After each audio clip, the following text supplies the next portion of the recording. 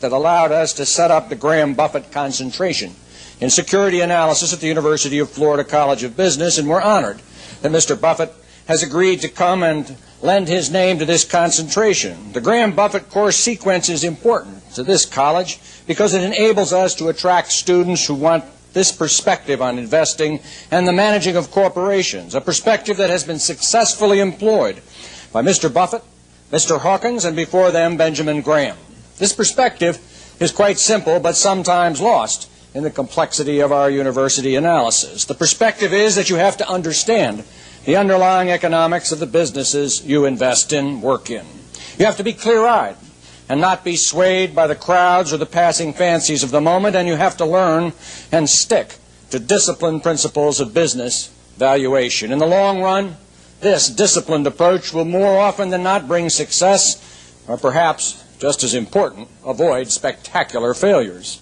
Hopefully, here at the University of Florida, we can successfully convey those principles to our students and create a program that attracts the very best people and, in time, the very best employers as well. So we thank Mr. Hawkins for his gift and for creating this environment that makes it possible for a man like Warren Buffett to come to our university and share his thoughts with us today. So without any more conversation, let me introduce to you Mason Hawkins.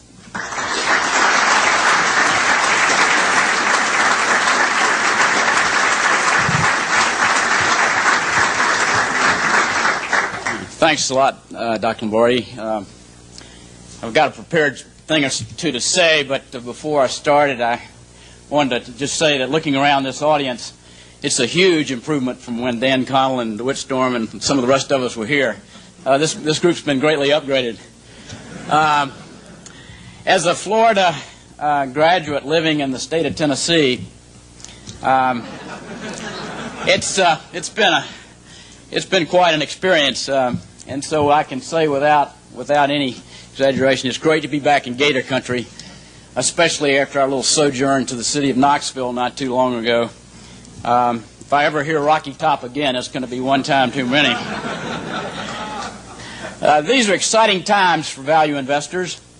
They're very exciting times to be a University of Florida graduate business student. Today, we're extremely fortunate and grateful to have a very special guest to share his many, many insights with us. He's someone I've admired tremendously for the last 30 years. And additionally, he is a person I think each of us could pattern our lives after as a role model, even though he happens to be an avid Nebraska Cornhusker. And we've got our scars for that, too. It's my honor as well as my privilege to welcome our lifetime's best long-term investor, Mr. Warren Buffett.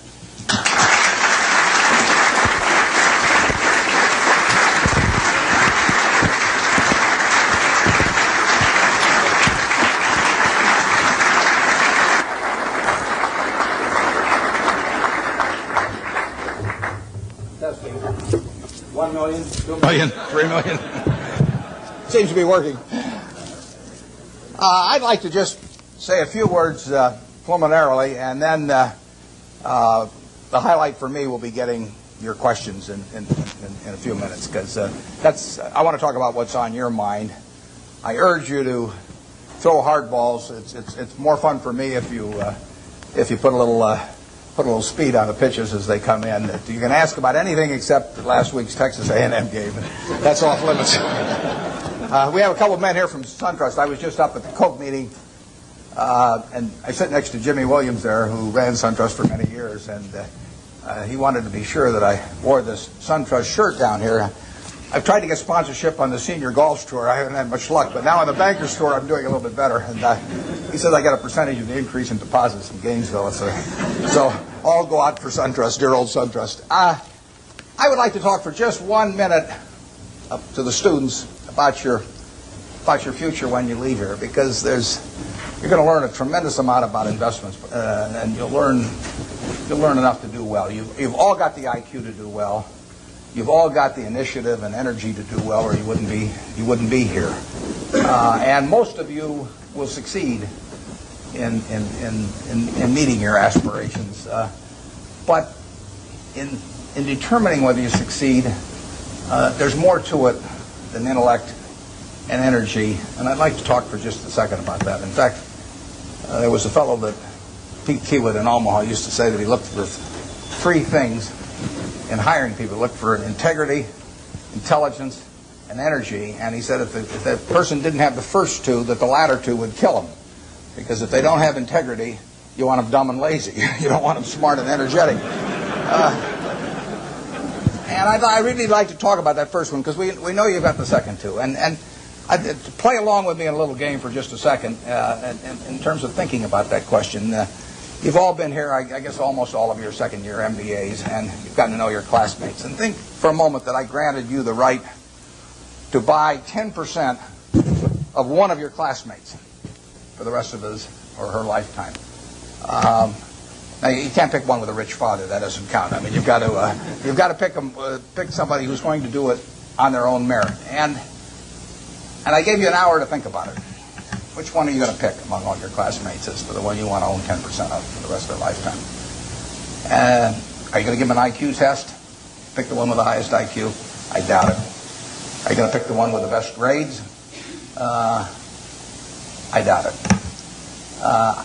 You're not even going to pick the most energetic one necessarily. You're the one that displays the most initiative. But you're going to start looking for qualitative factors in addition to, because everybo's got enough brain there and enough energy.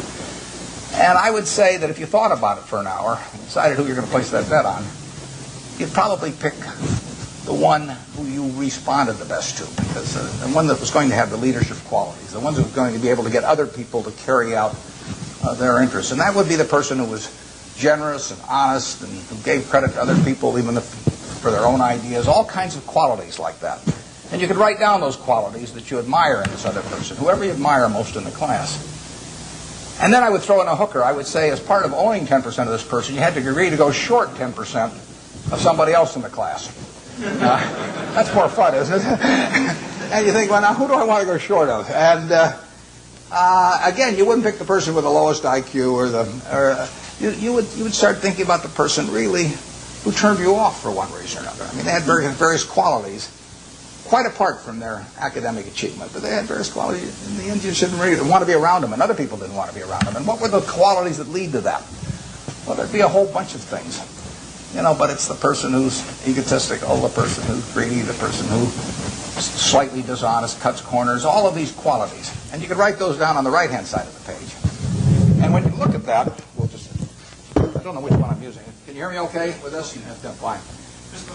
Yeah. Your microphone on the side just needs to come back up. What do I do with it? It just came loose. Oh, it just came loose, okay.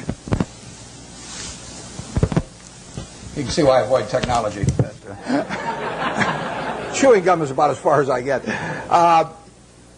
As you looked at those qualities on the left and right-hand side, there's one interesting thing about them. It's not the ability to throw a football 60 yards.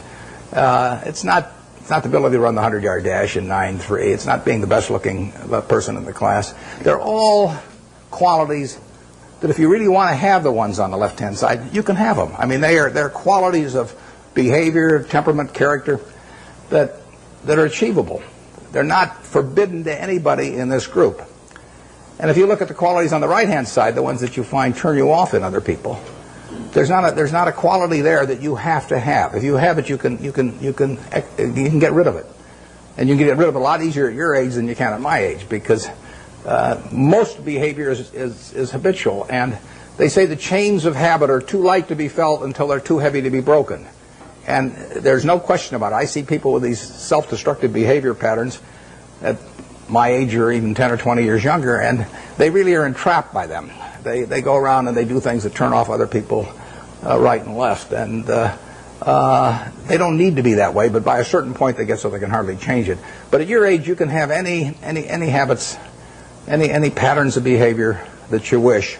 It's simply a question of which you decide, and why not decide the ones that, I mean, if you like, Ben Graham did this, and Ben Franklin did it before him, but Ben Graham in his low teens looked around and he looked at the people he admired, and he said, I want to be admired, so why don't I just behave like them? And he found there was nothing impossible about behaving like them.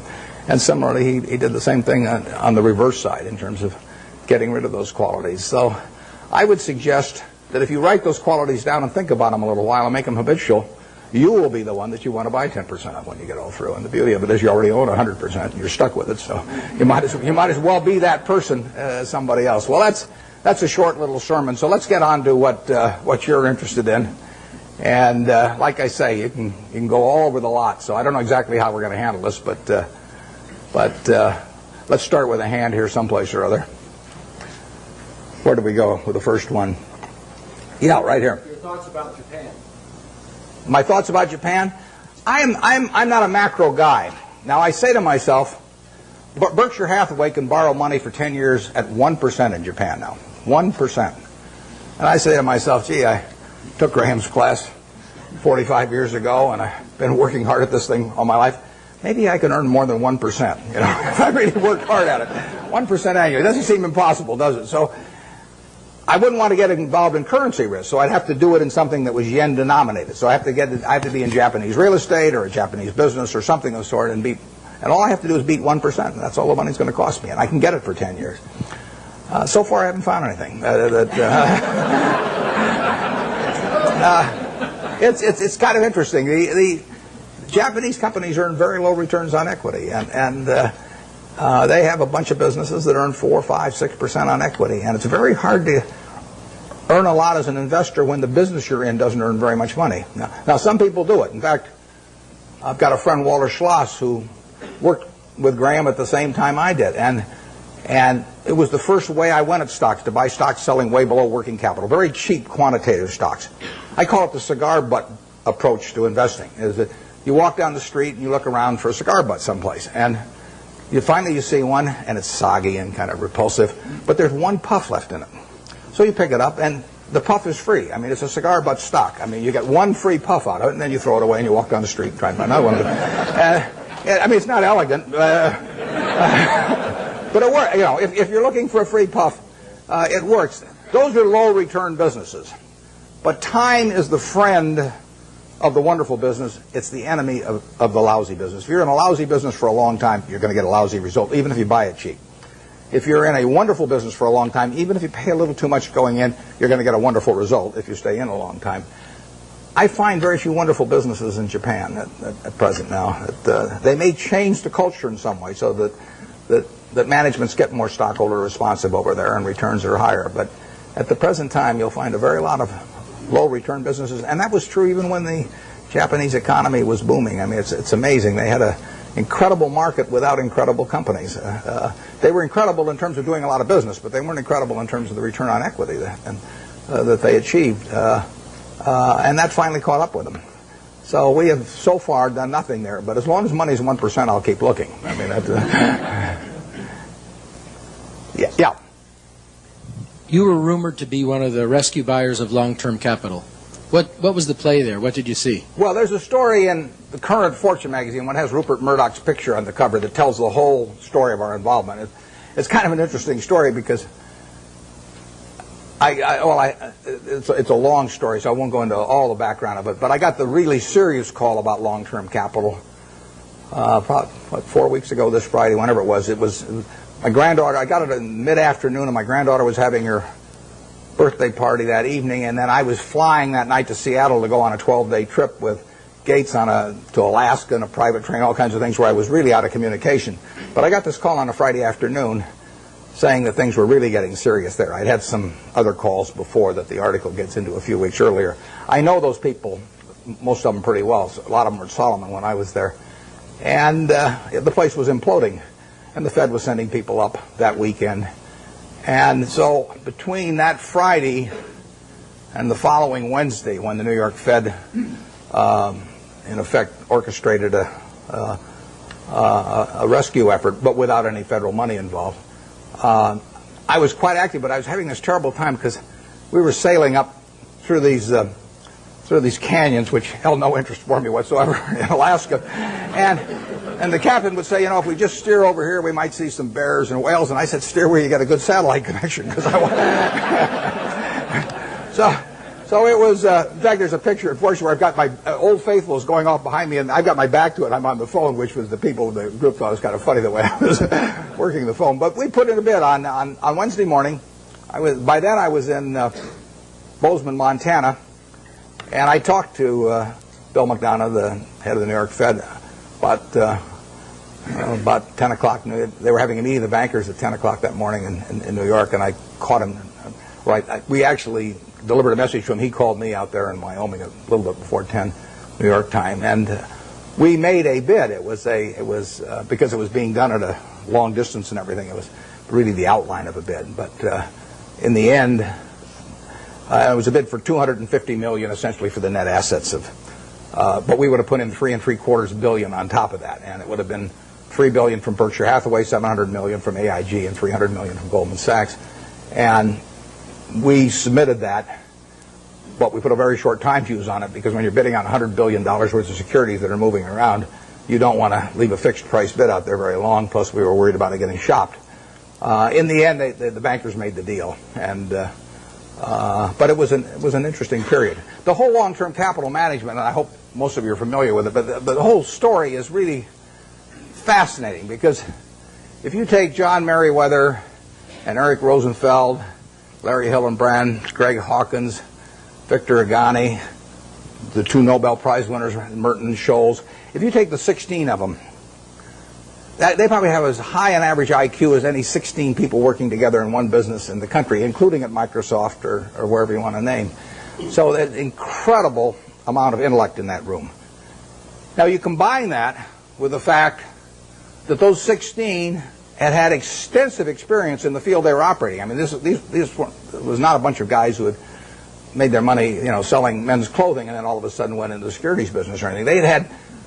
They'd had in aggregate, the 16 had probably had 350 or 400 years of experience doing exactly what they were doing.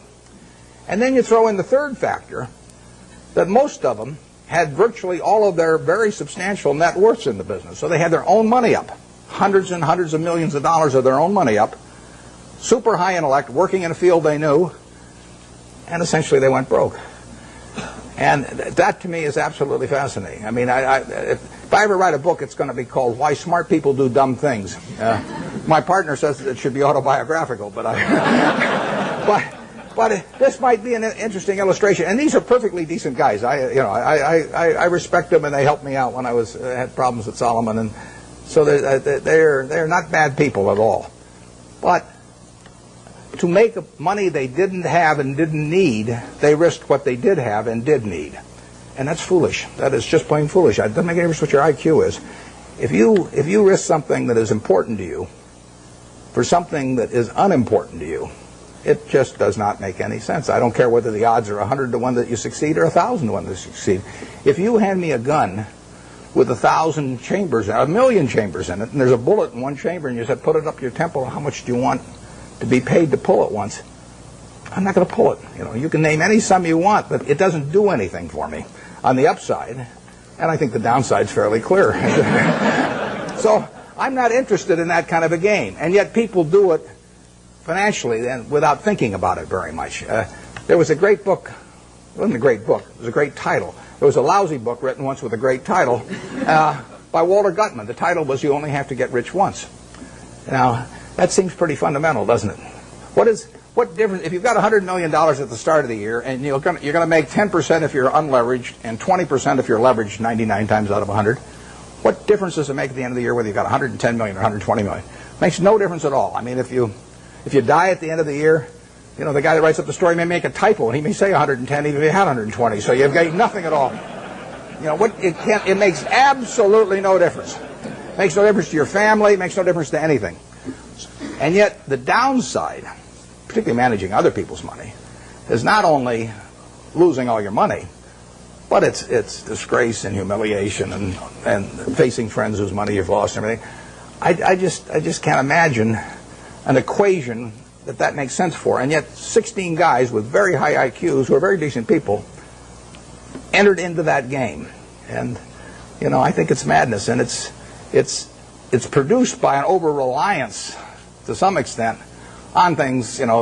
Those guys would tell me back when I was at Solomon, that a 6 Sigma event wouldn't touch us, or a 7 Sigma event, but they were wrong. I mean, their history does not tell you the probabilities of future financial things happening, and they had a great reliance on mathematics, and they felt that debate of the stock told you something about the risk of a stock. It doesn't tell you a damn thing about the risk of a stock, in my view. And sigmas do not tell you about the risk of going broke, in my view, and maybe in their view now too. But I don't like to even use them as an example, because they are.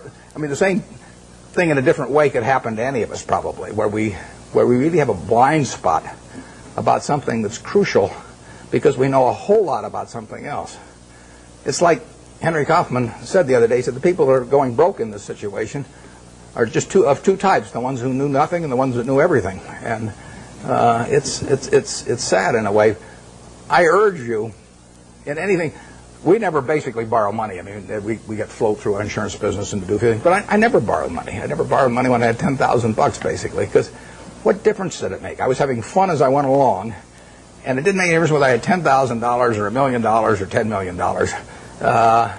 except if I had a medical emergency or something had come along like that. But I was going to do the same things when I had a lot of money as when I had very little money. If you think about the difference between me and you in terms of how we live, we wear the same clothes basically. SunTrust gives me mine, but you. So we wear the same clothes. We eat. We all have a chance to drink the juice of the gods here, but we all go to McDonald's, or better yet, Dairy Queen, and we live in a house that's warm in winter and cool in summer, and we watch. Nebraska, Texas, they had them on a big screen. You see it the same way I see it. We do everything.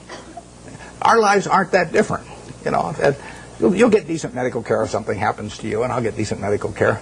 The only thing we do is we travel differently. I ride around this little plane, and I love it. And that takes money. But if you leave that aside, we travel differently. But other than travel, I think about it. Think what can I do that you can't do? Now, I get to work in a job that I love, but I've always worked in a job I love. I loved it when I loved it just as much when it was a big deal if I made $1,000. And I urge you to work in jobs you love. I mean, I think you're out of your mind if you keep taking jobs that you don't like because you think it'll look good on your resume. I was with a fellow at Harvard the other day who was taking me over to talk, and he was 28, and he was telling me about what he'd done in life, which was terrific. And then I said, "What are you going to do next?" And he said, after I get out my MBA, he says, "I think maybe I ought to go to work for a management consulting firm because it'll look good on my resume." And I said, "Wait a second, you've been 28, you've been doing all these things. I mean, you've got a resume that's 10 times as good as anybody I've ever seen it already." I said, "If you take another job you don't like, I said, isn't that a little like saving up sex for your old age? There comes a time when you ought to just start doing what,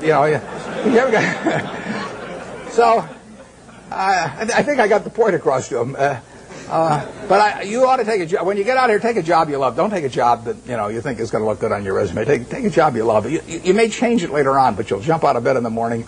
I mean, when I got out of Columbia, the first thing I tried to go to work for Graham immediately. I offered to go to work for him for nothing. He said I was overpriced, but I kept pestering him. I went out to Omaha and I sold securities for 3 years, and I kept writing him and giving him ideas and doing all these things. Finally, I went to work for him for a couple of years, and it was a great experience. But I always really worked in a job. I've worked in a job that I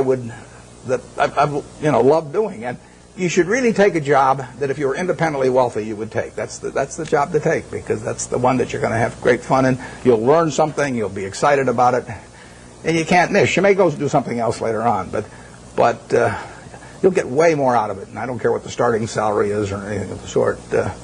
I don't know how I got off on that, but there I am. So I do think that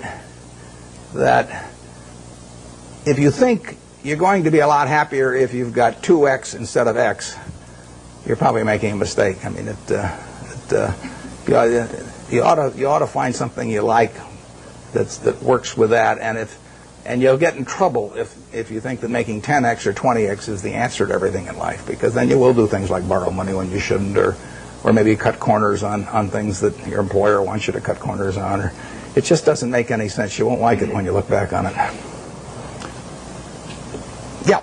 Would you talk to the students about the companies that you like? I don't mean names. I mean what makes the company something that you like. I like businesses I can understand. We'll start with that. That narrows it down about 90%. And, I mean, there's all kinds of things I don't understand, but fortunately, there's enough I do understand. And you got this big, wide world out there. Almost every company's publicly owned. So you got all American business practically available to you. Now, to start with, it doesn't make sense to go with things that you think you can understand, but you can understand some things. I can understand this. I mean, you can understand this. Anybody can understand this. I mean, this is a product that basically hasn't been changed much. They've added the cherry, but since 1886 or whatever it was, and it's a simple business. It's not an easy business. I don't want a business that's easy for competitors. So I want a business with a moat around it. I want a very valuable castle in the middle, and then I want the duke who's in charge of that castle to be honest and hardworking and able. And then I want a big moat around the castle. And that moat can be various things. The moat in a business like our auto insurance business at GEICO is low cost. I mean, people have to buy auto insurance. So everybody's going to have one auto insurance policy per car, basically, or per driver. And I can't sell them 20, but they have to buy one. What are they going to buy it on? They're going to buy it based on service and cost.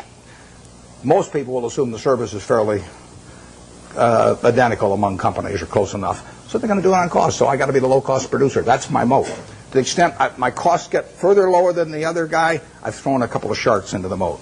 But all the time, if you've got a wonderful castle, there are people out there who are going to try and attack it and take it away from you. And I want a castle that I can understand, but I want a castle with a moat around it. 30 years ago, Eastman Kodak's moat was just as wide as Coca-Cola's moat. I mean, if you were going to take a picture of your 6-month-old baby, and you're going to want to look at that picture 20 years from now, and you're going to want to look at it 50 years from now, and you're never going to get a chance. I mean, you're not a professional photographer so that you can evaluate what's going to look good 20 or 50 years ago. What is in your mind about that photography company is what counts, because they are promising you that the picture you take today is going to be terrific to look at 20 or 30 or 50 years from now about something that's very important to you, maybe your own child or whatever it may be. Well, Kodak had that in spades 30 years ago. They owned that. They had what I call share of mind. Forget about share of market, share of mind. They had something in everybody's mind around the country, around the world, with a little yellow box and everything, that said Kodak is the best. That's priceless. They've lost some of that. They haven't lost it all, and not due to George Fisher, who runs it. George is doing a great job. But they let that moat narrow. They let Fuji come and start narrowing the moat in various ways. They let them get into the Olympics and take away that special aspect that only Kodak was fit to photograph the Olympics. So Fuji gets there, and immediately in people's minds, Fuji becomes more at a parity with Kodak. You haven't seen that with Coke. Coke's moat is wider now than it was 30 years ago. You can't see the moat day by day, but every time the infrastructure gets built in some country that isn't yet profitable for Coke but will be 20 years from now, the moat is widening a little bit. Things are all the time changing that moat in one direction or another. 10 years from now, you can see the difference. Our managers of the businesses we run, I've got one message to them, which is to widen the moat. And we want to throw crocodiles and sharks and everything else, gators, I guess, into the moat to keep away competitors. And that comes about through service. It comes about through quality of product. It comes about through cost. It comes about sometimes through patents. It comes about through real estate location. So that's the business I'm looking for. Now, what kind of businesses am I going to find like that? Well, I'm going to find them in simple products, because I'm not going to be able to figure out what the moat's going to look like for Oracle or Lotus or Microsoft 10 years from now. I mean, Gates is the best businessman I've ever run into, and they've got a hell of a position, but I really don't know what that business is going to look like 10 years from now. And I certainly don't know what his competitors' businesses are going to look like 10 years from now. Now, I'll name one I don't own. I know what the chewing gum business is going to look like from 10 years from now. I mean, the internet is not going to change how we chew gum. And nothing much else is going to change how we chew gum. And then are there going to be lots of new products? Is it really, our spearmint and juicy fruit and all those going to evaporate? So it isn't going to happen. You give me $1 billion and tell me to go in the chewing gum business and try and make a real dent in Wrigley's, I can't do it. And that's the way I think about business. I say to myself, give me $1 billion and how much can I hurt the guy? Give me $10 billion. Give me $10 billion and how much can I hurt Coca-Cola around the world? I can't do it. Well, those are good businesses. Now give me some money and tell me to hurt somebody in some other fields, and I can figure out how to do it. So I want a simple business, easy to understand, great economics now, honest and able management, and then I can see about, in a general way, where they're going to be 10 years from now. And if I can't see where they're going to be 10 years from now, I don't want to buy it. Basically, I don't want to buy any stock where if they close the New York Stock Exchange tomorrow for 5 years, I won't be happy owning it. I buy a farm and I don't get a quote on it for 5 years, and I'm happy if the farm does okay. I buy an apartment house, don't get a quote on it for 5 years, I'm happy if the apartment house produces the returns that I expect. But people buy a stock and they look at the price the next morning and they decide whether they're doing well or not doing well. It's crazy, because they're buying a piece of a business. That's what Graham, the most fundamental part of what he taught me. You're not buying a stock, you're buying a part ownership in a business. You will do well if the business does well, and if you didn't pay a totally silly price. And that's what it's all about. And you ought to buy businesses you understand. Just like if you're buying farms, you ought to buy farms you understand. It's not complicated. Incidentally, in calling this Graham Buffett, I mean, it's just pure Graham. I was very fortunate because I picked up a book when I was 19. I got interested in stocks when I was about 6 or 7, and I bought my first stock when I was 11, but I was playing around with all this stuff. I had charts and volume, and I'm making all kinds of technical calculations and everything. And then I picked up a little book, and it just said that you're not buying some little ticker symbol that bounces around every day. You're buying a part of the business. And as soon as I started thinking about it that way, everything else followed. Very simple. So we buy businesses we think we can understand. There's no one here that can't understand the Coca-Cola company.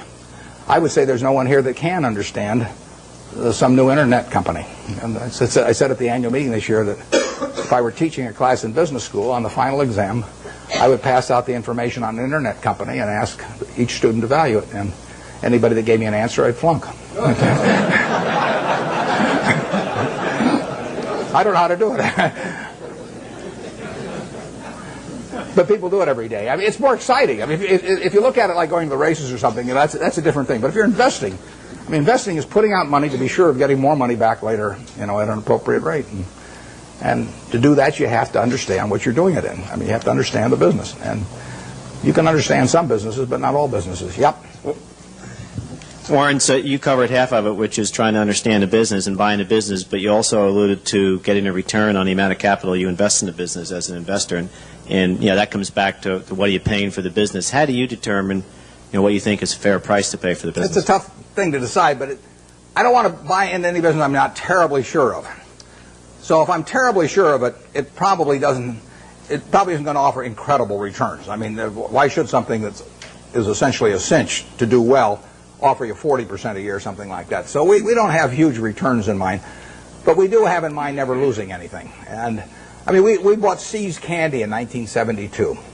See's Candy was then selling 16 million pounds of candy at $1.95 a pound, and it was making 2 bits a pound or $4 million pre-tax. We paid $25 million for it. Took no capital to speak of.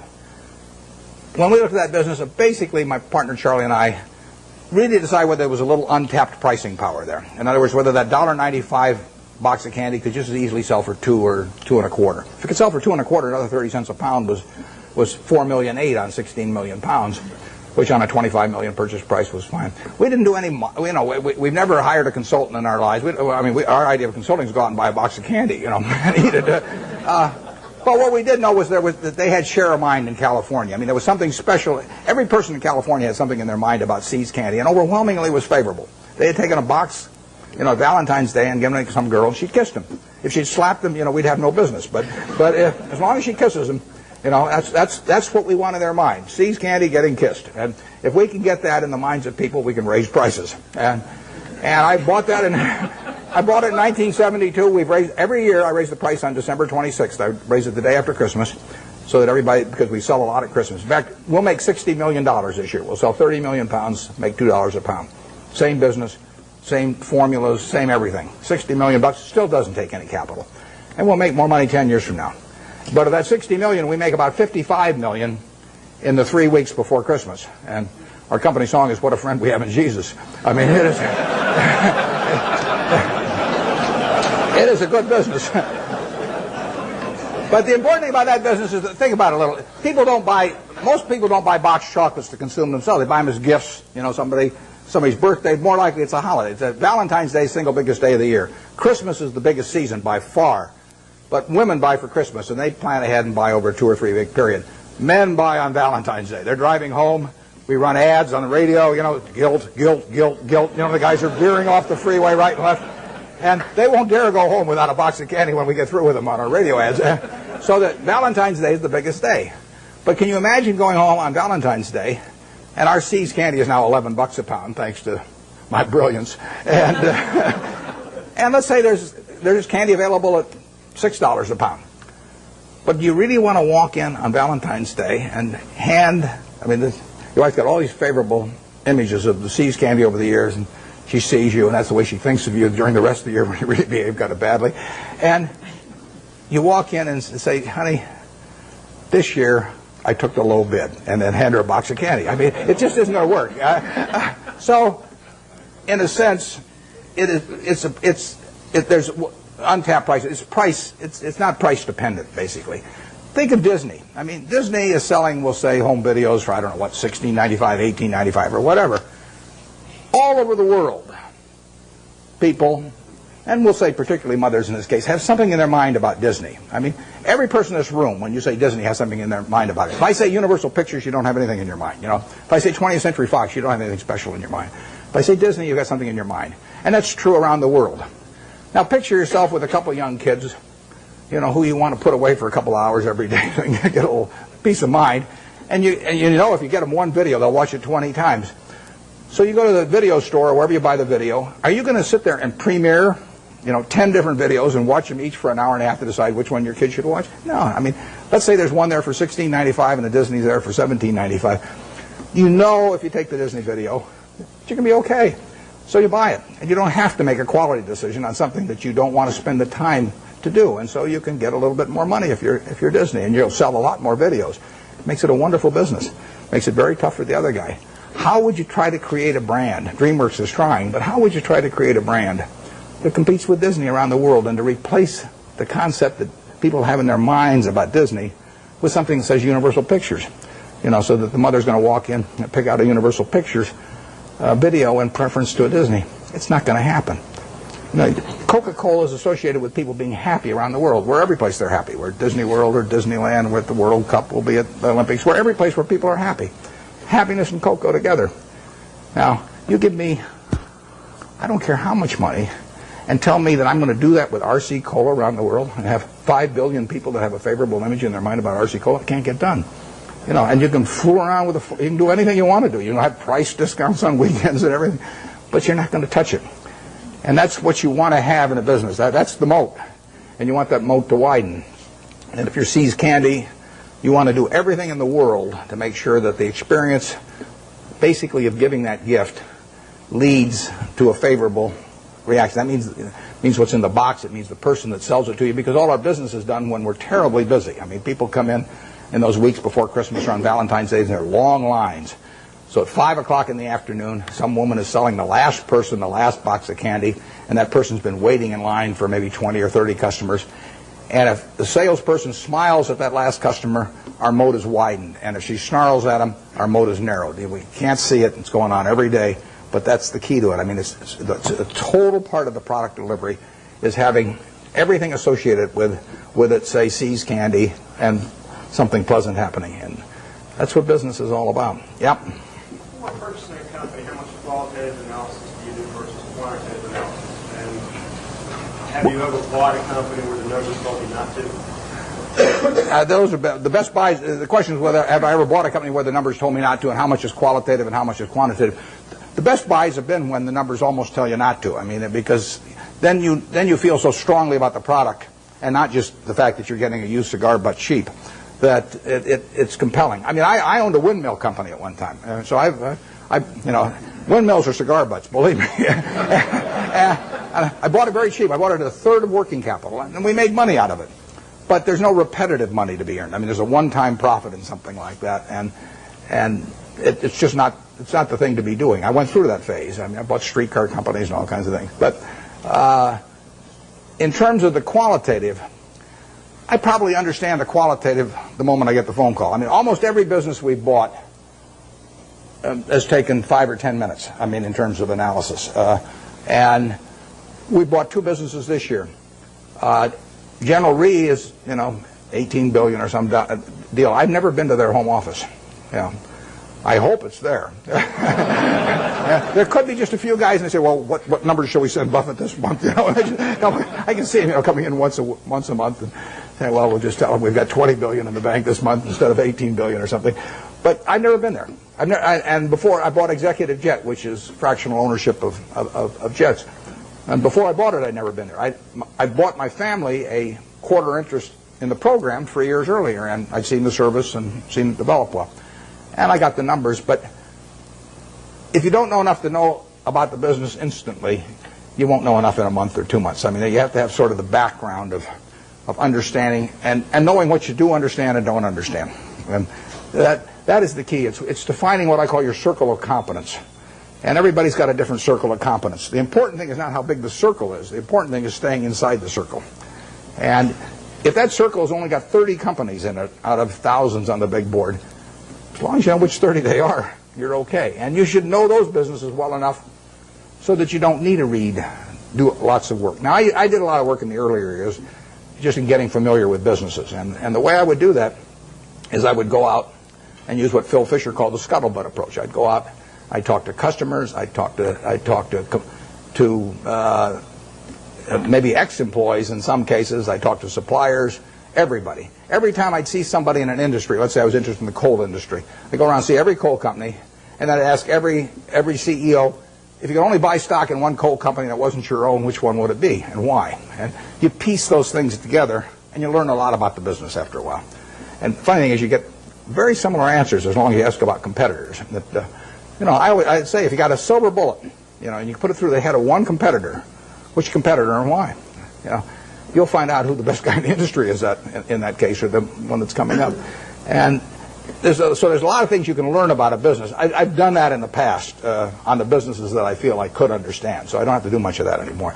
The nice thing about investing is you don't have to learn anything very new. I mean, you can do it if you want to, but if you learned about Wrigley's chewing gum 40 years ago, you still understand Wrigley's chewing gum. There's not a lot of great insights to get or anything of the sort as you go along. So you do get a database in your head.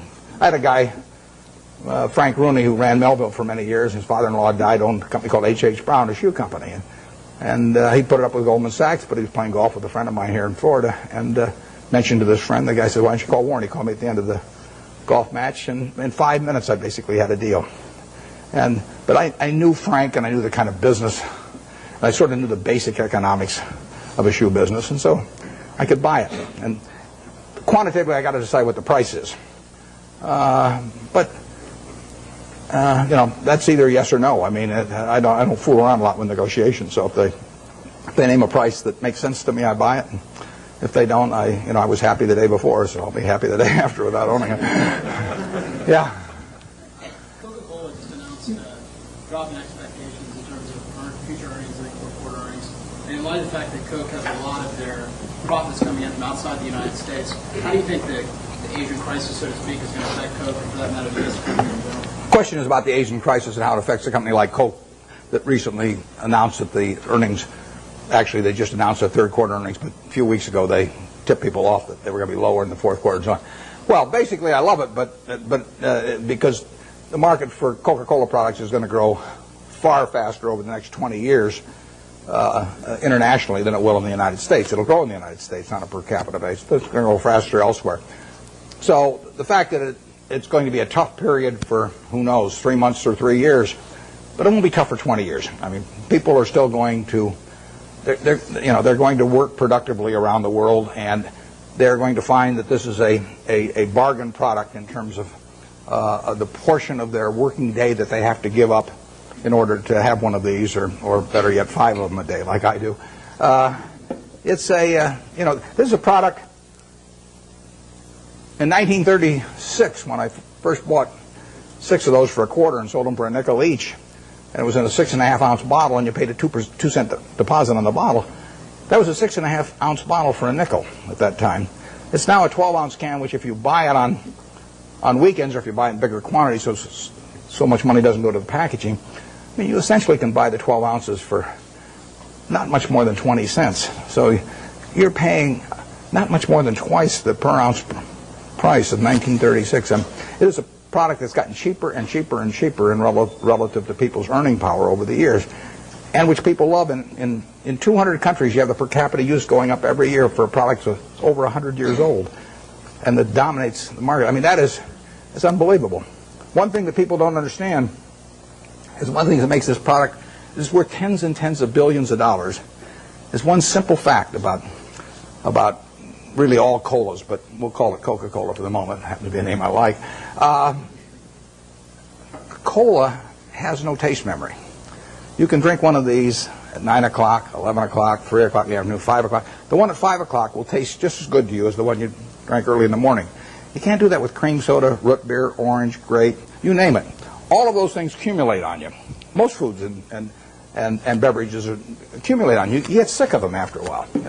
And if you eat, I mean, we get these people who go to work for us that seize candy, and we tell them they eat all the candy they want. And the first day they go crazy. But after a week, they're eating about the same amount they'd eat if they were buying it, because chocolate accumulates on, everything accumulates on. There is no taste memory to cola. And that means that you get people around the world that are heavy users that'll drink 5 a day, or Diet Coke, maybe 7 or 8 a day, or something of the sort. They'll never do that with other products. So you get this incredible per capita consumption. The average person in this part of the world, well, maybe a little north of here, drinks about 64 ounces of liquid a day. And you can have all 64 ounces of that be Coke, and you will not get fed up with Coke if you like it to start with, in the least. But if you do that with almost anything else, if you eat just one product all day, you'll get a little sick of it after a while. And it's a huge factor. So that today, over 1 billion 8-ounce servings of Coca-Cola products will be sold in the world. And that will grow year by year. It'll grow in every country, virtually. And it'll grow on a per capita basis. And 20 years from now, it'll grow in a lot faster internationally than in the U.S. So I really like that market better, because there is more growth there over time. But it will hurt them it is hurting them in the short term right now. But that doesn't mean anything. I mean, Coca-Cola went public in, I think it was 1919. Stock sold for $40 a share. It went back before that as a Candler family, and they went back. They bought it for $2,000, the whole business. Asa Candler back in the late 1880s in a couple of purchases. So now he goes public in 1919, $40 a share. 1 year later, it's selling for $19, gone down 50% in 1 year. Now you might think that's some kind of disaster, and you might think that sugar prices increased and the bottlers were rebellious and a whole bunch of things. You could always find a few reasons why that wasn't the ideal moment to buy it. Years later, you'd have seen the Great Depression, and you'd have seen World War II, and you'd seen sugar rationing, and you'd seen thermonuclear weapons, and the whole thing. There's always a reason. But in the end, if you'd bought one share for $40 and reinvested the dividends, it'd be worth about $5 million now. And that factor so overrides anything else. I mean, if you're right about the business, you'll make a lot of money. And the timing part of it is a very tricky thing. So I don't worry about any given event if I've got a wonderful business, what it does to next year or something of the sort. Their price controls have been in this country at various times, and that's fouled up even the best of businesses. I mean, I wouldn't be able to raise the price on December 26th of See's Candy if we had price controls, and we've had them in this country. But that doesn't make it a lousy business if that happens to happen, because you're not going to have price controls forever. We had them in the early 70s. So the wonderful business, you can figure out what will happen. You can't figure out when it will happen. You don't want to focus too much on when. You want to focus on what. If you're right about what, you don't have to worry about when very much. Is there an area I'm missing back there any place? I just want to make sure I'm not focusing all of them on one place. Let me get this gentleman over here. Most human mistakes, but the most successful of those will learn lessons from those mistakes and use them to benefit themselves later. What investment mistakes have you made, or that you feel that you made, and how can you use those lessons? The question is about my business mistakes. How much time do you have? Well, the interesting thing about the mistakes is that in investments, at least for me and for my partner Charlie Munger, the biggest mistakes have not been mistakes of commission, they've been mistakes of omission. They're where we knew enough about the business to do something, and for one reason or another, we sat there sucking our thumbs instead of doing something. And so we've passed up things where we could have made billions and billions of dollars from things we understood. Forget about things we don't understand. In fact, I could make billions out of Microsoft. Doesn't mean anything because I never understand Microsoft. But if I can make billions out of healthcare stocks, then I should make it, and I didn't. You know, when the Clinton healthcare program was proposed and they all went in the tank, we should have made a ton of money out of that because I could understand it. And I didn't make it. I should have made a ton of money out of Fannie Mae back in the mid-'80s because I understood it and I didn't do it. Those are billion-dollar mistakes or multi-billion-dollar mistakes that generally accepted accounting principles don't pick up. The mistakes you see, we made I made a mistake buying U.S. Air Preferred some years ago. I mean, I had a lot of money around. I make mistakes when I get cash. Charlie tells me to go to a bar instead. You know, don't hang around the office. But I hang around the office and I got money in my pocket. I do something dumb. And it happens every time. So I bought this thing. Nobody made me buy it. I now have a 800 number I call every time I think about buying stock in an airline, and they talk me down. They say, you know, I say, well, I'm Warren, I'm an airaholic, and then the guy says, you know, keep talking, don't hang up, you know, and don't do anything rash. And finally, I get over it. But I bought it, you know, and it looked like we were going to lose all our money in that, and we came very close to losing all our money, and you can say we deserved to lose all our money, and we bought it because it was an attractive security, but it was not in an attractive business. I did the same thing with Solomon. I bought an attractive security in a business that I wouldn't have bought the equity in. So you can say that that's one form of mistake, buying something because you like the terms when you don't like the business that well. And I've done that in the past and probably do it again. The bigger mistakes, though, are the ones of omission. I did back when I had the $10,000. I put $2,000 of it into a Sinclair service station, which I lost. So my opportunity cost on that's about $6 billion right now. Fairly big mistake. Yeah, it makes me feel good when Berkshire goes down then because the cost of my Sinclair station goes down too. My 20% opportunity cost. But I will say this: you talk about learning from mistakes. I really believe it's better to learn from other people's mistakes as much as possible. But we don't spend any time looking back at Berkshire. I've got a partner, Charlie Munger. We've been pals for 40 years. We've never had an argument. We disagree on things a lot, but we don't have arguments about it. And we never look back. We just figure there's so much to look forward to that there's just no sense thinking about what we might have. It just doesn't make any difference. I mean, you can only live life forward, and you can learn something perhaps from the mistakes, but the big thing to do is stick with the businesses you understand. And so if there's a generic mistake of getting outside of your circle of competence and, you know, buying something because somebody tips you on it or something of the sort in an area you don't know anything about, I mean, that you should learn something from that, which is that you stay with what you can figure out yourself. I mean, you really want your decision making to be by looking in the mirror and saying to yourself, I'm buying 100 shares of General Motors at 55 because. And I mean, it's your responsibility if you're buying it, and there's got to be a reason. And if you can't state the reason, you shouldn't buy it. If it's because somebody told you about it at a cocktail party, not good enough. You know, I mean, it's got to be something. You know, it can't be because the volume, you know, the chart looks good on it or anything like that. It's got to be a reason you'd buy the business, and we stick to pretty carefully. That's one of the things Ben Graham taught me. Yeah. But with the current tenuous economic situation in the world, although our economy seems to be still chugging along quite well, where are we going? What's going to happen with interest rates? The question about what's going to happen to interest rates or where we go in the world, I don't think about the macro stuff. You know, I just important. What you really want to do in investments is figure out what's important and knowable. If it's unimportant or unknowable, you forget about it. What you talk about is important, but in my view, it's not knowable. Understanding Coca-Cola is knowable, or Wrigley, or Eastman Kodak, or anything. I mean, you can understand those businesses. That's knowable. And whether it turns out to be important depends on where your valuation leads you and the current price and all of that. But we have never either bought a business or not bought a business because of any macro feeling of any kind. We don't read things about predictions about interest rates or business or anything like that because it doesn't make any difference. I mean, let's say in 1972 when we bought See's Candy, I think maybe Nixon put on the price controls a little bit later. Let's say we'd seen that. But so what? We'd have missed a chance to buy something for $25 million that's earning $60 million pre-tax now. I mean, we don't want to pass up the chance to do something intelligent because of some prediction about something that we're no good on it anyway. So we just don't read or listen to or do anything in relation to macro factors at all. Zero.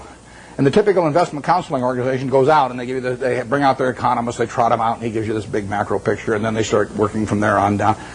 In our view, that's nonsense.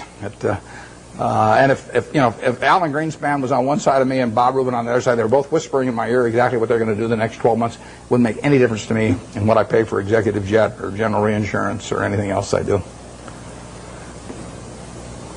Yeah. What's the benefit of being an out-of-towner for Wall Street as an investor? Well, what's the benefit of being an out-of-towner as opposed to being in Wall Street? I worked in Wall Street for a couple of years, and I like. I've got my best friends actually, and I'm on both coasts, and I like seeing them, and I get ideas when I go there. But the best way to think about investments is to be in a room with no one else and just think. And if that doesn't work, nothing else is going to work. And the disadvantage of being in any kind of a market-type environment in Wall Street would be the extreme is that you get overstimulated. You think you have to do something every day. I mean, the Canver family paid $2,000 for this company, and you don't have to do much else if you pick one of those. And the trick then is not to do anything else, even not to sell it in 1919, which the family did later on. So what you're looking for is some way to get one good idea a year, and then write it to its full potential. And that's very hard to do in an environment where people are shouting prices back and forth every 5 minutes and shoving reports under your nose and all that. Because Wall Street makes its money on activity. You make your money on inactivity. I mean, if everybody in this room trades their portfolio around every day with every other person, you're all going to end up broke, and the intermediary is going to end up with all the money.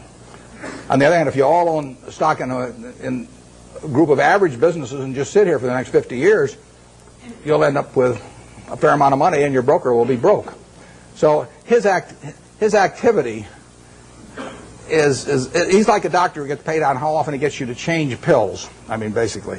If he gives you one pill and it cures you the rest of your life, he's got one sale, one transaction, and that's it. But if he can convince you that changing pills every day is the way to great health, it'll be great for him and the prescriptionists, and you'll be out a lot of money, and you won't be any healthier. You'll be a lot worse off financially. So you want to stay away from any environment that stimulates activity, and Wall Street would have the effect of doing that. When I went out to Omaha, I'd go back about once every 6 months, and I'd go back with a whole list of things I wanted to check out one way or another, companies I wanted to see, and I would get my money's worth out of those trips. But then I'd go back to Omaha and think about it. Yeah. How should an investor evaluate owning shares of Berkshire Hathaway or Microsoft when they don't pay dividends to the investor? Yeah, well, the question with Berkshire Hathaway, the question was about evaluating Berkshire when it doesn't pay any dividends, and it won't pay any dividends either. It's a promise I can keep. All you get with Berkshire, you stick it in your safe deposit box, and then every year you go down and fondle it. You take it out and fondle it, then you put it back. And I mean, there's enormous psychic reward in that. You don't underestimate it. But the real question is whether we can keep retaining dollar bills and turning them into more than a dollar at a decent rate. And that's what we try to do. And Charlie Munger and I have our money in it to do that. That's all we'll get paid for doing. We won't take any options. We won't take any salaries to speak of or anything. We'll ride around in the plane. But that's what we're trying to do. It gets harder all the time. The more money we manage, the harder it is to do that. And we would do way better percentage-wise with Berkshire if it was 1/100th the present size. But it is run for its owners, but it isn't run to give them dividends, because so far every dollar that we've earned and could have paid out, we've turned into more than a dollar. It's worth more than a dollar to keep it, and therefore it'd be silly to pay it out. Even if everybody was tax-free that owned it, it would have been a mistake to pay dividends at Berkshire, because so far the dollar bills retained have turned into more than a dollar. But there's no guarantee that that happens in the future, and at some point the game runs out on that. But it is the goal of, that is what the business is about. Nothing else about the business do we judge ourselves by. We don't judge it by the size of its home office building or anything of the number of people working around it. We've got 12 people at headquarters. We've got 45,000 employees at Berkshire and 12 people at headquarters, 3,500 square feet. And we won't change it. So we will judge ourselves by the performance of the company. And that's the only way we'll get paid. But believe me, it's a lot harder than it used to be. Is there anything way in the back? Because I want to make sure I'm not missing people back there that haven't called. Okay, then we'll go to the... Well, how about way over there on the aisle? Yeah. What makes you decide investments reach its full potential? I missed this. What made me decide to invest what? One of your investments has reached its full potential. As you said earlier that you... I missed the last part of it. Oh, reach its full potential. Well, ideally you buy in businesses where you feel that will never happen in terms of... I mean, I don't buy Coke with the idea that it's going to be out of gas in 10 years, or 15 years. I mean, there could be something happen, but I would think that the chances of that are almost nil. So what we really want to do is buy businesses that we would be happy to own forever. It's the same way I feel about people who buy Berkshire. I want people to buy Berkshire that plan to hold it forever. They may not for one reason or another, but I want them at the time they buy it to think they are buying a business that they're going to own forever. And I don't say that's the only way to buy things. It's just that that's the group I want to have join me because I don't want to have a changing group all the time. I measure Berkshire by how little activity there is in it. If I had a church and I was the preacher and half the congregation left every Sunday, I wouldn't say, oh, this is marvelous because I have all this liquidity among my members, There's terrific turnover, I would rather get a church where all the seats are filled, every Sunday by the same people. Well, that's the way we look at the businesses we buy. We want to buy something that we're really happy to own virtually forever, and we can't find a lot of those. And back when I started, I had way more ideas than money, so I was just constantly having to sell what I thought was the least attractive stock in order to buy something that I just discovered that looked even cheaper. But that's not our problem really now. And so we hope we're buying businesses that we're just as happy with 5 years from now as now. And if we ever found some huge acquisition, then we'd have to sell something maybe to make that acquisition. But that would be a very pleasant problem to have. We never buy something with a price target in mind. I mean, we never buy something at 30 saying if it goes to 40, we'll sell it, or 50 or 60 or 100.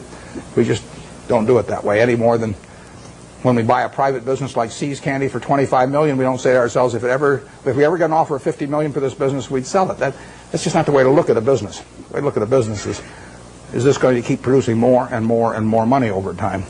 And if the answer to that is yes, you don't need to ask any more questions. Yeah, way back there. Those same principles in mind, what was your motivation for taking a piece of Solomon and similarly long-term capital?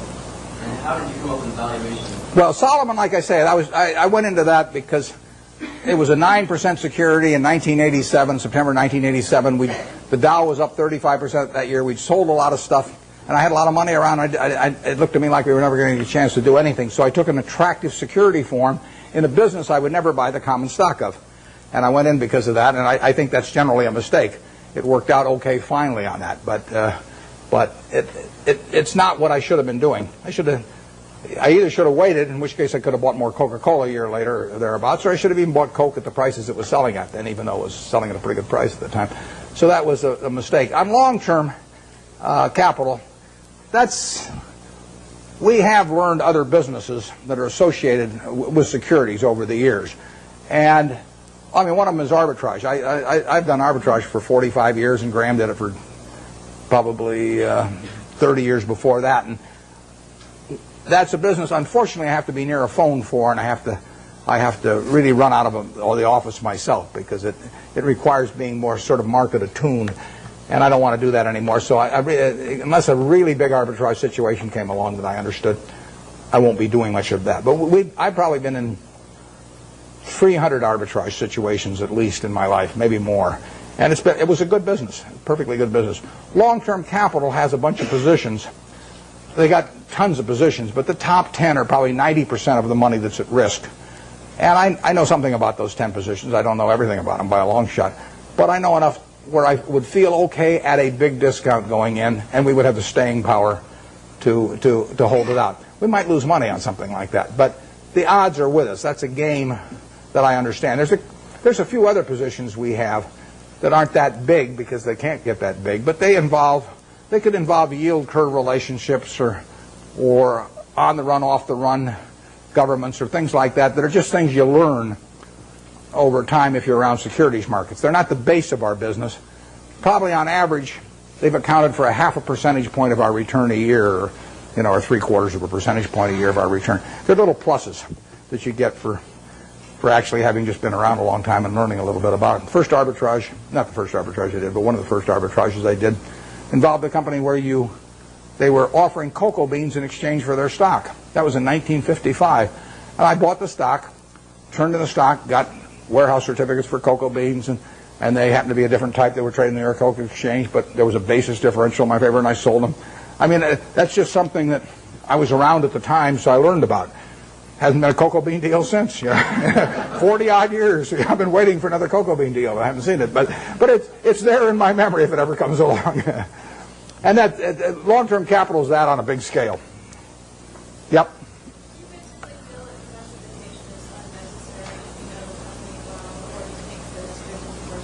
The question is about diversification, and I've got a dual answer to that. If you are not a professional investor, if your goal is not to manage money in such a way as to get a significantly better return than the world, then I believe in extreme diversification. I mean, so I believe 98 or 99%, maybe more than 99% of people who invest should extensively diversify and not trade. So that leads them to an index fund type of decision with very low cost.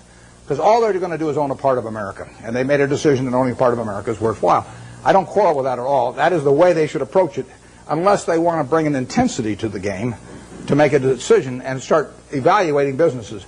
But once you're in the business of evaluating businesses, and you decide that you're going to bring the effort and intensity and time involved to get that job done, then I think that diversification is a terrible mistake to any degree. And I got asked that question when I was at SunTrust the other day. And if you really know businesses, you probably shouldn't own more than 6 of them.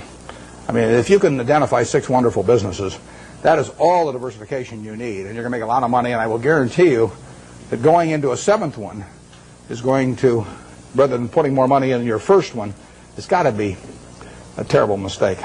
Very few people have gotten rich on their 7th best idea. But a lot of people have gotten rich on their best idea. So I would say that for anybody working with normal capital who really knows the businesses they've gone into, a 6 is plenty. And I probably have half of it in what I liked best. I don't diversify personally. I mean, and all the people I know that have done well, with the exception of what we mentioned Walter Schloss here earlier, Walter diversifies a lot. He owns a little of everything. I call him Noah. He's got 2 of everything. Yeah. How do you differentiate the Coca-Colas of the world from the Procter & Gamble's of the world? Well, Procter & Gamble's a very, very good business. Strong distribution capabilities, lots of brand names and everything. But if you ask me, if I'm going to go away for 20 years, to put all my family's net worth in one business, but I'd rather have Procter & Gamble or Coke. Actually, Procter & Gamble's a little more, it'd be more diversified among product line, but I would feel sure of Coke than Procter & Gamble. I wouldn't be unhappy if somebody told me I had to own Procter & Gamble during that 20-year period. I mean, that would be in my top 5% because they are not going to get killed. But I would feel better about the unit growth and the pricing power of a Coke over 20 or 30 years than I would about a Procter & Gamble. Right now, the pricing power might be tough, but you think of billion servings a day, an extra penny, $10 million a day. We own 8% of it. That's $800,000 a day for Berkshire Hathaway. You get another penny out of the stuff. Doesn't seem impossible, does it? I mean, it's worth another penny. It doesn't. Right now, it'd be a mistake to try and get it in most markets. But over time, Coke will make more per serving than it does now. 20 years from now, I'll guarantee it'll make more per serving. They'll be selling a whole lot more servings. I don't know how many. I don't know how much more, but I know that. P&G's main products, I don't think they have the kind of dominance, and they don't have the kind of unit growth, but they're good businesses. I would not be unhappy if you told me that I had to put my family's net worth in P&G, and that was the only stock I could own. I would, I might prefer some other names, but there aren't 100 other names I would prefer. Yeah. On that same model, what about McDonald's? Did you go away for 20 years, come back? McDonald's, the question's about McDonald's and going away for 20 years. McDonald's has got a lot of things going for it, and particularly abroad again. I mean, their position abroad in many countries is stronger relatively than here. it's a tougher business over time. People do not want to eat, exception to the kids when they're giving away Beanie Babies or something, people do not want to eat at McDonald's every day. I mean, if people are drinking Coke today, they drink 5 of them today, they'll probably drink 5 tomorrow. The fast food business is tougher than that. But if you had to pick one hand to have in the fast food business, which is going to be a huge business worldwide, you'd pick McDonald's. I mean, it has the strongest position. It doesn't win taste tests, with adults. It does very well with children, and it does fine with adults. But it is not like it's a clear winner. And it's gotten into the game in recent years of being more price promotional, and you remember the experiment a year ago or so, and so it's gotten more dependent on that rather than just selling the product by itself. I like a product by itself sells. I feel better about Gillette if people buy the Mach 3 because they like the Mach 3 than if they get a Beanie Baby with it. So I just think it's fundamentally a stronger product if that's the case, and it probably is. We own a lot of Gillette, and you can sleep pretty well at night if you think of a couple billion men with their hair growing on their faces. You go to, it's growing all night while you sleep, and women have 2 legs. It's even better. So it beats counting sheep. And those are the kind of business. But if you think, what promotion am I going to put out there against Burger King next month? And what if they sign up Disney and I don't get Disney? And I mean, that is, I like the products that stand alone, absent promotional or price appeals. Although you can build a very good business based on that, and McDonald's is a terrific business. It's not as good a business as Coke, but there really are hardly any. It's a very good business, and if you bet on one company in that field, aside from Dairy Queen, of course, you might have bet on McDonald's. We bought Dairy Queen here a while back. That's why I'm plugging it shamelessly here. Yeah, way back there. What do I think of what? The electric utility industry. Well, I've thought about that a lot because you can put big money in it, and I've even thought of buying entire businesses. There's a fellow in Omaha actually that's done a little of that through Cal Energy, but I don't quite understand the game in terms of how it's going to develop with deregulation. I mean, I can see how it destroys a lot of value for the high-cost producer, once they're not protected by a monopoly territory.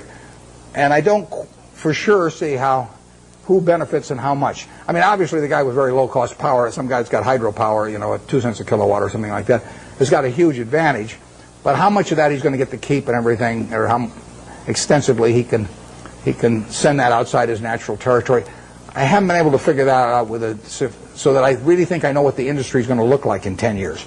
But it is something I think about, and if I ever develop any insights, that call for action, I'll develop. I will act on it. But because I think I can understand the attractiveness of the product, and it's all of that, all of the aspects of certainty, of user need, and the fact that it's a bargain and all of that. I understand. I just don't understand who's going to make the money in it 10 years from now, and that keeps me away. Yeah. Why do you think that the market has favored the large cap blue chip stocks over the small cap stocks over the next couple of years? The question is large caps versus small caps, and why large caps overperform. I don't know the answer to that. We don't think we don't care whether companies large cap, giant cap, middle cap, small cap, micro cap. It doesn't make any difference. I mean, the only question to us is, can we understand the business? Do we like the people running it? And does it sell for a price that is attractive? From my personal standpoint, running Berkshire now, because we've got pro forma for Gen Re, I don't know what we have, maybe $75 or $80 billion to invest, and I only want to invest in about 5 things. So I'm really limited to very big companies. But if I were investing $100,000, I wouldn't care whether something was large cap or small cap or anything. I would just look for businesses I understood. Now, I think that on balance, large cap companies as businesses have done extraordinarily well the last 10 years, and way better than people anticipated they would do. I mean, you really have American business earning close to 20% on equity, and that's something nobody dreamed of, and that's being produced by very large companies in aggregate. So you've had this huge revaluation upward of because of lower interest rates, and then much higher returns on capital. And if American business is really a bond, disguised bond that earns 20%, has a 20% coupon, it's much better than if it's a bond with a 13% coupon. And that's happened with big companies in recent years. Whether it's permanent or not is another question. I'm skeptical of that, but I don't. I wouldn't even think about, except for questions of how much money we run, I wouldn't even think about the size of the business. A good small See's Candy was a $25 million business when we bought it. I mean, if I could find one just like it now, even as big as we are, I'd love to buy it. It's the certainty of it that counts. Yeah, way over there. You mentioned earlier that in buying stock, almost every company is public. And one thing until the last 5 years, real estate has been primarily private. We're now seeing a great securitization of real estate. And what is your insights into the industry? Yeah, you're talking about real estate equity. There's been securitization, enormous securitization of the debt, too, of real estate. And that is one of the items right now that is really clogging up the capital markets. I mean, the mortgage-backed securities they're just not moving in commercial mortgage-backed, not residential mortgage-backed. And so that's. But I think you're directing your question at equities probably, and the equities. If you leave out, the corporate form has been a lousy way to own equities. I mean, you've interjected a corporate income tax into something that people individually have been able to own with a single tax, and by having the normal corporate form, you get a double taxation in there you really don't need with real estate, and it takes away too much of the return. REITs have, in effect, created a conduit so that you don't get the double taxation, but they also generally have fairly high operating expenses. And if you get real estate, let's just say you can buy fairly simple types of real estate on an 8% yield or thereabouts, and you take away maybe close to 1 or 1, maybe even 1.5% by the time you count stock options and everything. It's not a terribly attractive way to own it. Maybe the only way a guy with $1,000 or $5,000 can own it.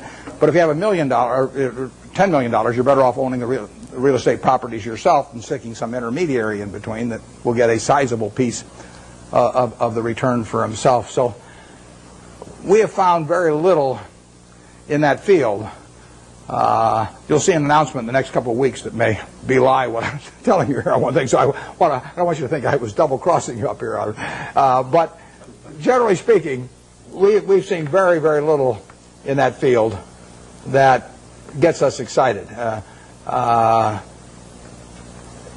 People sometimes get very, very confused about. They'll look at some huge land company. I'll take one that won't evoke any emotional reactions on the part of anybody, like Texas Pacific Land Trust, which has been around over 100 years and got a couple million acres in Texas.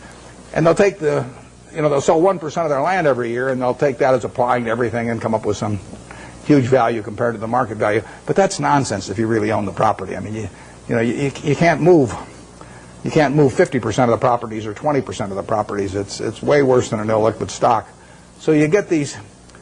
I think you get some very silly valuations placed on a lot of real estate companies by people that don't really understand what it's like to own one and try to move large quantities of property. REITs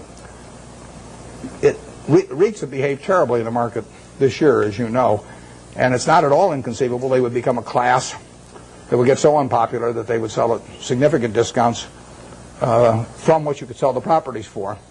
And they could get interesting as a class then, and then the question is whether the management would fight you in that process, because they would be giving up their income stream for managing things, and their interests might run counter to the shareholders on that. I've always wondered about the REITs that say, our assets are so wonderful and they're so cheap, and then they go out and sell stock. I mean, there's a contradiction in that. If they say our stock at 28 is very cheap, and then they sell a lot of stock at 28 less an underwriting commission, it doesn't. There's a disconnect there, and so. But it's a field we look at. I mean, Charlie and I can understand real estate, and we would be open for very big transactions periodically. And if there was a long-term capital management situation and translated to real estate, we would be open to that. The trouble is, so many other people would be too, that it would be unlikely to go at a price that would really get us excited. Way back there. Letters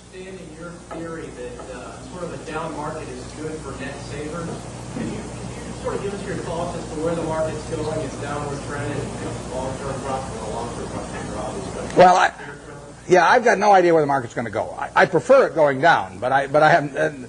My preferences have nothing to do with it. The market knows nothing about my feelings. That's one of the first things you have to learn with a stock. You buy 100 shares of General Motors. Now, all of a sudden, you have this feeling about General Motors. I mean, if it goes down, you may be mad at it. You may say, well, if it just go up to what I paid for it, my life will be wonderful again. Or if it goes up, you may say how smart you were and how you and General Motors have this love affair and everything.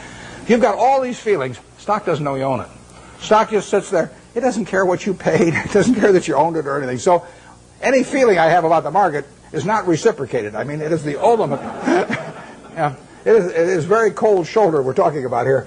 And anybody that is going to be a net saver, practically everybody in this room is more likely to be a net buyer of stocks over the next 10 years than they are a net seller. So every one of you should prefer lower prices.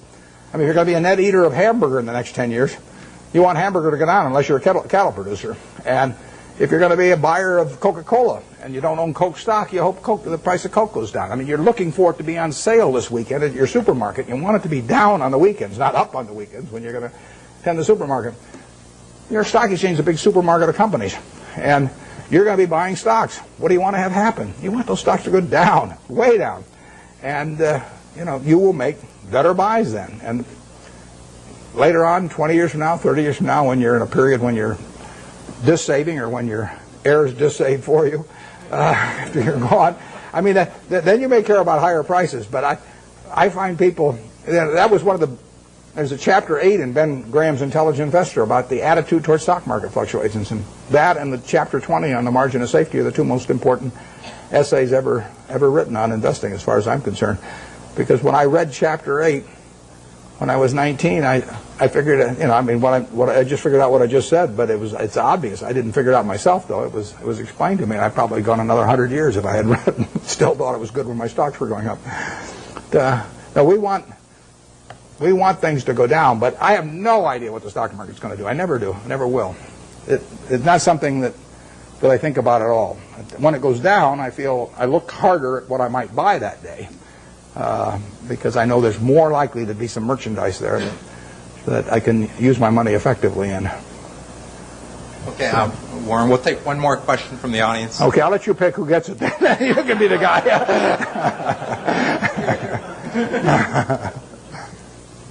What's the question? Okay, right back there. If you dividend gain, study your life again, then what would you like to do to have a happier life? Yeah, I would say, and this is going to sound disgusting. The question is, what would I do if I were going to live over again and have a happier life? The only thing I might do is select a gene pool where people live to be 120 or something that I came from. But I've been extraordinarily lucky. I mean, I use this example. I'll take a minute or two because I think it's worth thinking about a little bit. Let's just assume that it was 24 hours before you were born, and a genie came to you, and he said, Herb, you look very promising, and I've got a big problem. I've got to design the world in which you're going to live. And he says, I've decided to hell with it. It's too tough. You design it. So you've got 24 hours. You figure out what the social rules should be, the economic rules, the governmental rules, and you're going to live under those, and your kids are going to live under them, and their kids are going to live under. And you say, I can design anything? And Ginny says, yeah, you can do it. And you say, well, there must be a catch. He says, well, there is a catch. You don't know whether you're going to be born black or white, rich or poor, male or female, infirm or able-bodied, bright or retarded. All you know is you're going to take one ball out of a barrel that's got 5.8 billion. You're going to participate in what I call the ovarian lottery. You're going to get one ball out of there. And that is the most important thing that's ever going to happen to you in your life, because that is going to control whether you're born here or in Afghanistan, or whether you're born with an IQ of 130 or an IQ of 70. It's going to determine a whole lot. And you're going to go out of the world and you're going to have that ball. Now, what kind of a world do you want to design? Well, I think that's a good way to look at social questions, because not knowing which ball you're going to get, you're going to want a ball that you're going to want design a system that's going to produce lots of goods and services, because you're going to want people on balance to live well. And you're going to want it that produces more and more, so your kids live better than you do, and your your grandchildren live better than the kids. But you're also going to want a system that, if it does produce lots of goods and services, does not leave behind a person that accidentally got the wrong ball and is not well wired for this particular system. See, I'm ideally wired for the system I fell into here. I mean, I came out and I got something that enables me to allocate capital. Nothing so wonderful about that. If all of us were stranded on a desert island, we all landed there and we're never going to get off of it, the most valuable person would be the one that could raise the most rice, over time. And I could say, well, I can allocate capital. How about paying Neil? And you wouldn't get very excited about that. So I am in the right place. I mean, Gates says if I'd been born, a few million years ago, I'd been some animal's lunch. He says you can't run very fast, you can't climb trees, you can't do anything. You've just been chewed up in the first day. So he says you're lucky you were born today, and I am. But the question, getting back, one question you can ask yourself, incidentally, is here is this barrel with 5.8 billion balls. Everybody in the world, if you could put your ball back, and then they took out at random 100 other balls, and you had to pick one of those, would you put your ball back in? Now, those 100 balls that you're going to get out, roughly 5 of them will be American. So there's 95 versus 5. So you're only going to have 5 balls. If you want to be in this country, you're only going to have 5 balls now left. Half of them are going to be women, half of them are going to be men. I'll let you all decide how you vote on that one. Half of them are going to be below average intelligence, half are going to be above. I mean, do you want to put your ball back? Most of you, I think, will not want to put that ball back to get 100. So what you're saying is, I'm in the luckiest 1% of the world right now, sitting in this room, top 1% of the world. Well, that's the way I feel. I mean, I've been lucky to be born where I was, because it was 50-1 against me in the United States when I was born. Lucky with parents, lucky with all kinds of things, and then lucky to be wired in a way that in a market economy pays off like crazy for me. Doesn't pay off for somebody who's absolutely as good a citizen as I am, leading Boy Scout troops, teaching Sunday school, whatever, raising fine families, but it just doesn't happen to be wired in the same way I am. So I've been extremely lucky, so I would like to be lucky again. And if I'm lucky, then the way to do it is to play out that game and do something you enjoy, all your life, and be associated with people you like. I only work with people I like.